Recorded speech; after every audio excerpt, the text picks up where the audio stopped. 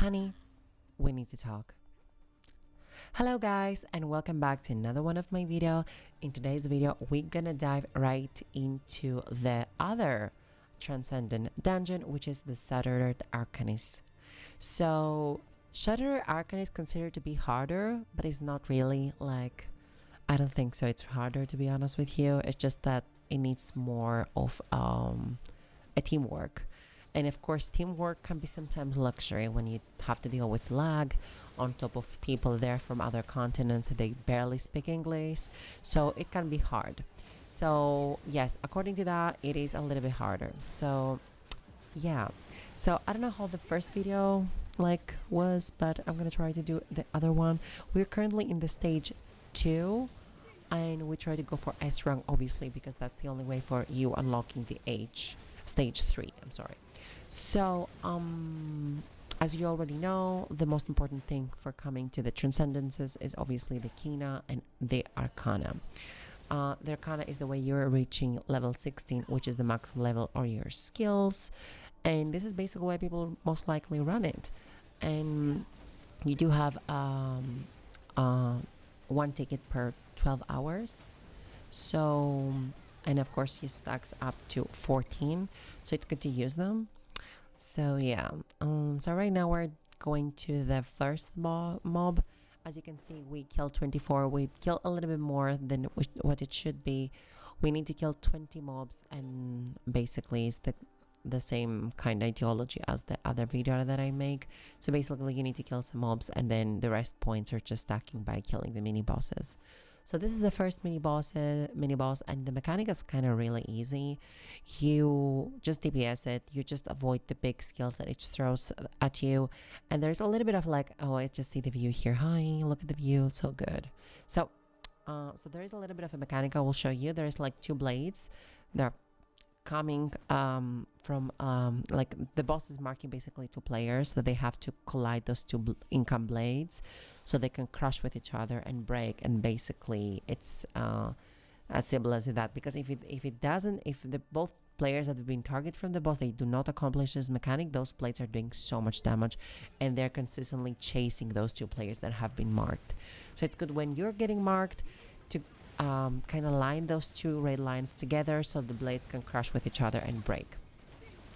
So yeah, we can start here. We start already the boss, and as you can see, we are doing great. So we're DPSing our booties off, and yeah, as you can see, my Gladi has extendable weapons. So this is the mechanic. You see the lines, and they're not gonna collide with each other, but something happened and they're not colliding with each other, and one of the players just die, which it's unfortunate, but it can happen. It should be not working the way, because I don't know, as you can see, the players collide with each other, but for some reason it just didn't work. Sometimes it's just things not working in this game. Sometimes it makes you realize, is this a bug, is this a me fault, or is this a game fault? It's the servers, it's guys, the lag of experience. Honey, you have no idea. It is a struggle. It is a struggle. So here we get stagger this boss, and yeah, we're just throwing a couple of abilities. I decided to change my stigmas in case you didn't notice. And another mechanic, and then let's see if those 2 blades gonna crush with each other. Yeah, they crush and they break immediately, as you saw under the boss. So yeah. So what I was saying about my stigmas. You can see I make a little bit of adjustments. I actually put 10 points on Lumiel. I don't know if that's a good idea, because I don't have a stalker ability now, because I don't have stigmas, and I'm not gonna spend my abyss point for a stigma shard, because they're 25,000 abyss point for a single stigma. It's insane. It's like insane. I'd rather give those abyss points to just a gear piece or a weapon or something. But yeah, as you can see, the rest is just, you know, you're just killing it basically. So very simple, very easy. And by the way, can we talk about how beautiful this instant looks like? Also, this pool, just try to avoid it. Just try to avoid it. As simple as that. It's not something dangerous. So yeah, more AoEs, more line ability. This is a crucial one. That one. You see how they break immediately when they collide with each other? That's what you're looking for. Yeah. And yeah. Now we're finishing, and we're going to the next one. We staggered before it dies for a little extra BM. So now we're going to the next boss, mini boss, until we get to the final one. Yeah, so as you can see here, we are flying to get as fast as we can into the next one. Try to avoid all this income damage from the mobs, because we don't need to kill extra mobs. And guys, can we take a look? Can we take a moment of appreciation? Just look at this. Look at this magic. Look at this. How beautiful is this game? Hello? Thank you. For those that they haters out there and they're like talking shit about Aion 2, I'm coming for you. I'm coming for you.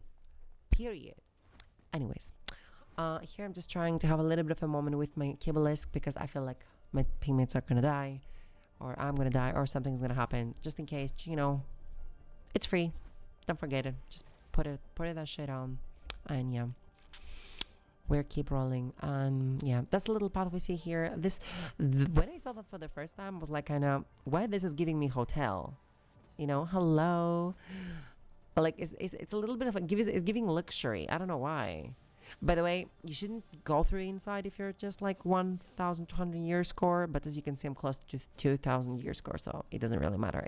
It's not gonna kill you anyways, unless you just stay there permanently. So, and now we're coming to the next mini boss before the final boss comes. So this one is a little bit more chaotic. I could say this can trick you. So this one fills up the map in a clockwise way, and it actually fills those pizza pieces, and it's kind of like, you know, disable the map area. So if you're gonna go and step there in this map that he has already filled, you're not gonna have a good time.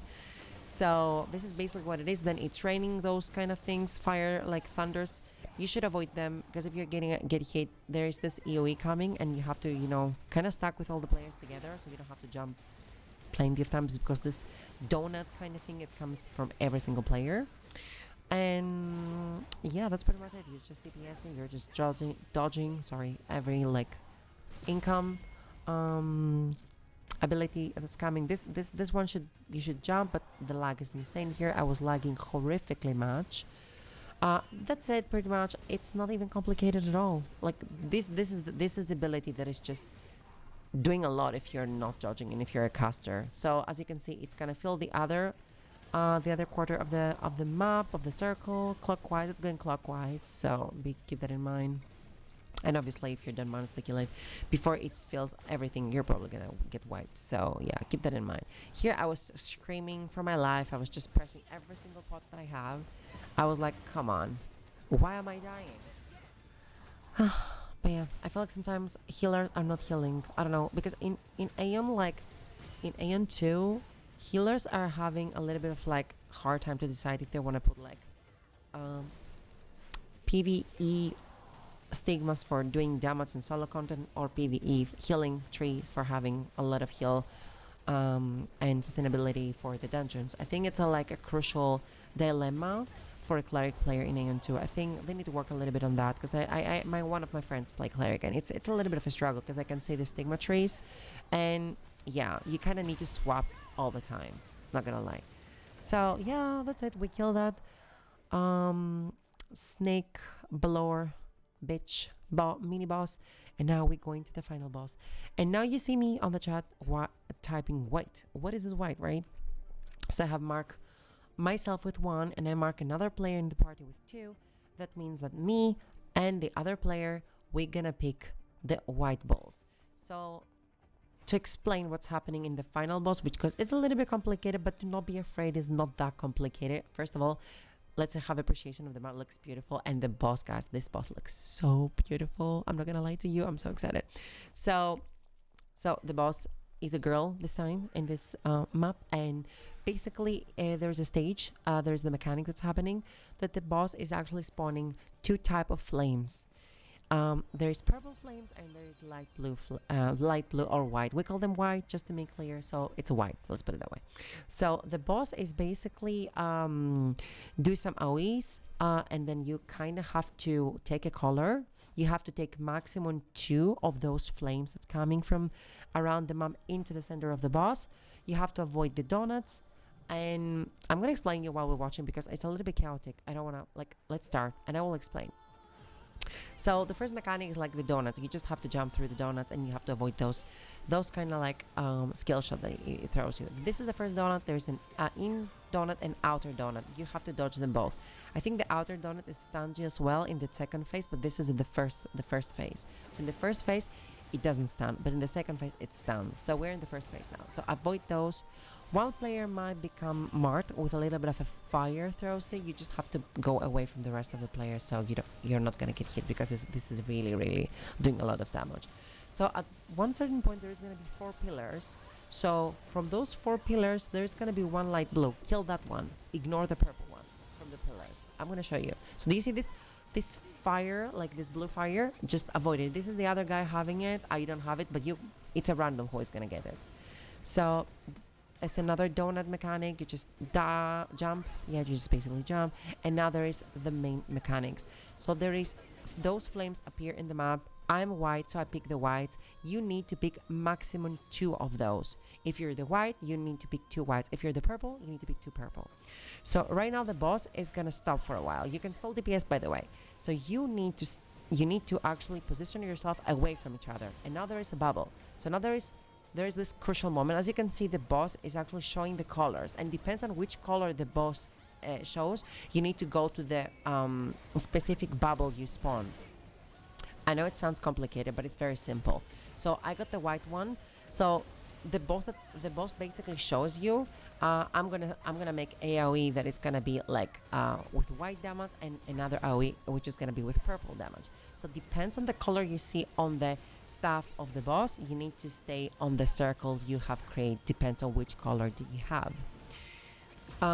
So the second phase is a little bit harder because the donuts can stun you, and if they stun you, you're not going to be able to pick those 2 flames. Those are the pillars. Kill the one that is blue. As you can see, we are killing the one that is blue, and if you don't, it detonates and it does really huge amount of damage. So this is actually crucial. But the more crucial is obviously the mechanic, which can literally wipe the whole party. So now we're diving basically to the second phase. As you can see, this is very crucial to dodge. I'm not even joking. Dodge this donut. You have to dodge. If you don't dodge this, it's pretty much certain you're gonna die. So here, as you can see, I have picked 2. You can see on the bottom of the right, on the left, sorry, on the bottom on the left of your screen, I have picked 2. See, blue, purple, blue. Did you see that? So we're going to blue, 1 OE, blue, purple, purple OE, blue again, blue OE. Keep that in mind. If you don't pick 2 of those flames, your bubble is not going to be as safe. It has chance to break on the AoE, and you don't want that. That's why you want to pick 2 flames as possible, and you need to have 2 flames. So this cone, you just avoid it. It does extremely damage. Do not stay there by any chance. And from now, you just DPS the boss, basically. That's it. And you're just the boss is gonna go down, and you're just good to go. There is no other mechanic from that point and on. So I hope, guys, I really explained that the best possible way, because I do this at the same time I'm recording the video, so it's a voiceover, obviously, because I can't concentrate and talk at the same time like this. So yeah, the boss die, and I die together with the boss. I don't know why. But as you can see, S rank. So now we're going to the stage 3, and there's going to be more complications as the game goes. The stages are going. There is more difficult mechanics are added into the dungeon, into the Transcendence dungeon.